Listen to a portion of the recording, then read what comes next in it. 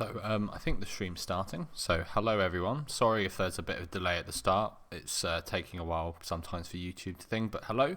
This is another live stream analysis video from me, Dro.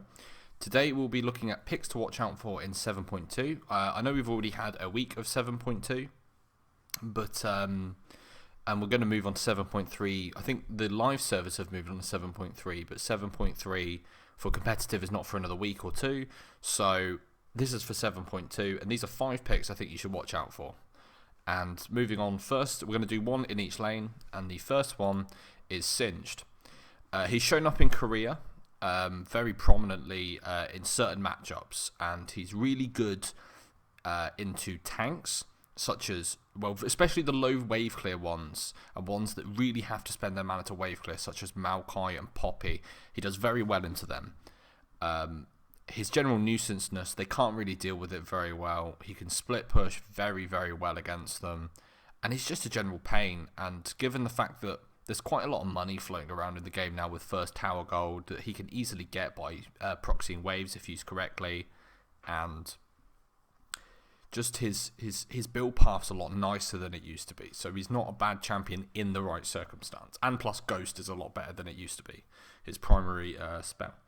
So the main reason that he's come back with a build is the early game build of the Triple Dark Seal.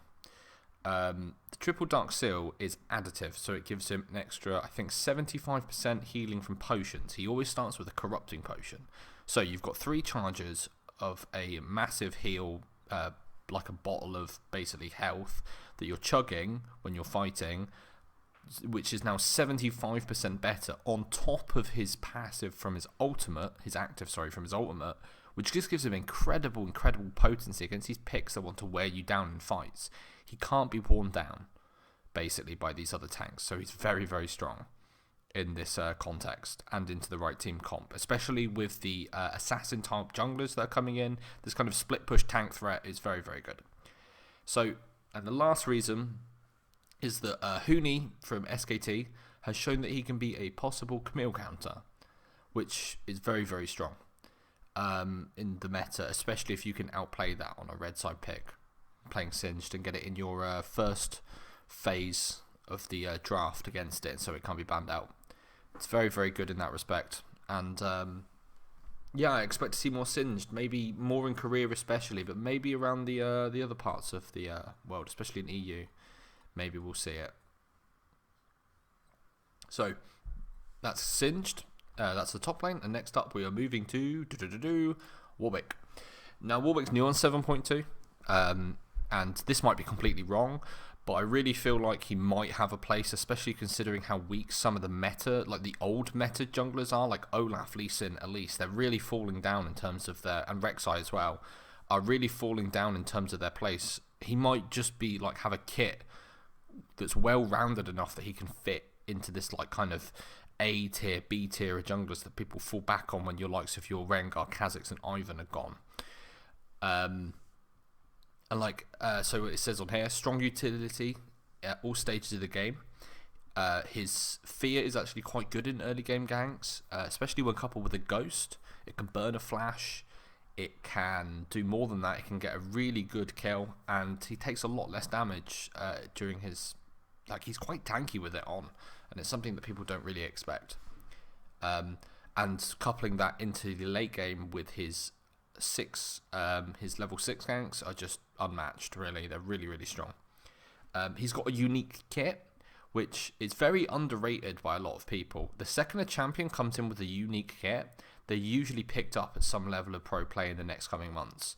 You see it with Ivan, Tahm Kench, picks like Zyra and stuff have very unique kits compared to other champions, and they're usually picked up in a certain way when they're released. And this is why I think Warwick has the potential to be picked up.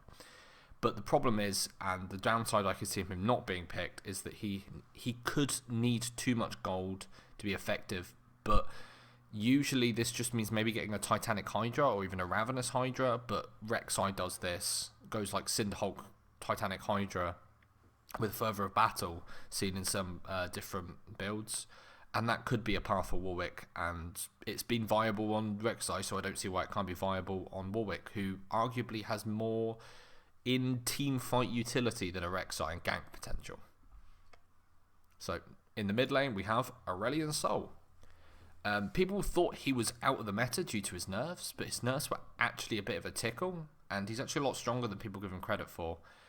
He's so good into mid lane control matchups, and he has such a control on the mid lane that's really unmatched. And again, it's the same thing I was saying with Warwick. His kit is so unique that he's unparalleled in what he does, and he's very, very, very strong at just exerting on the mid lane with this pressure and being able to move it into other lanes and being able to sweep down in these lanes very quickly.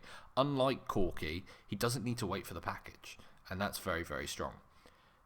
He actually does very well into Corki and Ryze and other certain mid laners, maybe Orianna, maybe Syndra. He does well into these picks, which are very, very meta at the moment.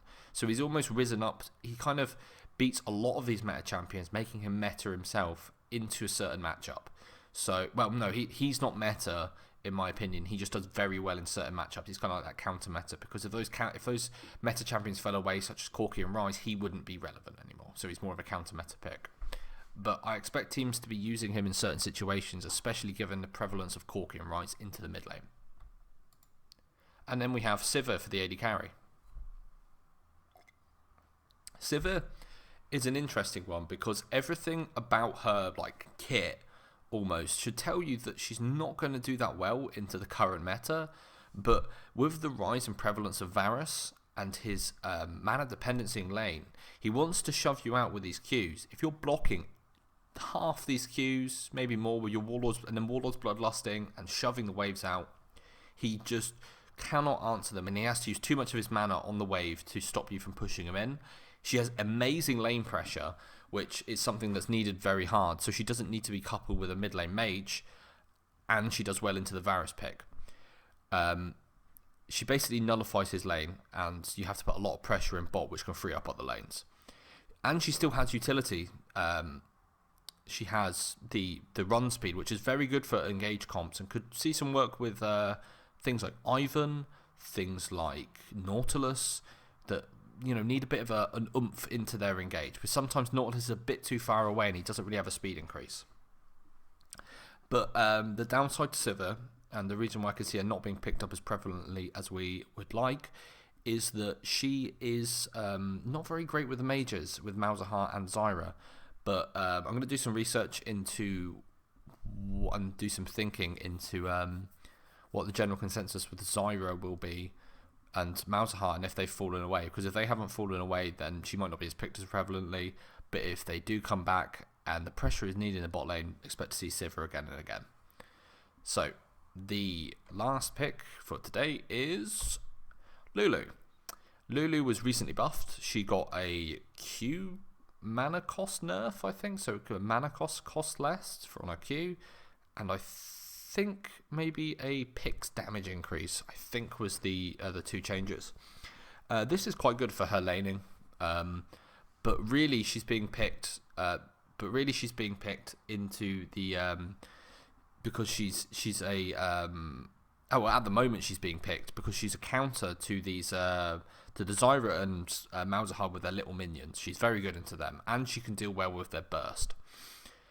She's really strong with her build path with Redemption and Locket that are really overpowered at the moment, and she gives attack speed onto lethality stacking ADCs, which I think is something that people haven't really realised, is that picks like Varus and Misfortune, if picked, don't really have that much of an attack speed going into fights, and shredding tanks might be a bit of a problem. Lulu can make up for that deficit. She can build an Ardent Sensor. She can keep up with the W to be able to keep these people very, very good with attack speed. So that's great. And again, she's great into Assassins and Divers, which are going to be getting buffs. They've announced that it's Vanguards, I think they're called. Things like Malphite and Galio are going to be getting a big update in the mid-season, and Assassins at the moment are very prevalent, so she's very strong into those picks. Thanks for watching my video. Hope you enjoyed. Please subscribe, like the content if you enjoy this sort of thing, and go check out the rest of my channel. You can follow me on Twitter for more updates, and if you're so inclined, you can donate through PayPal, but no pressure. Thanks for watching.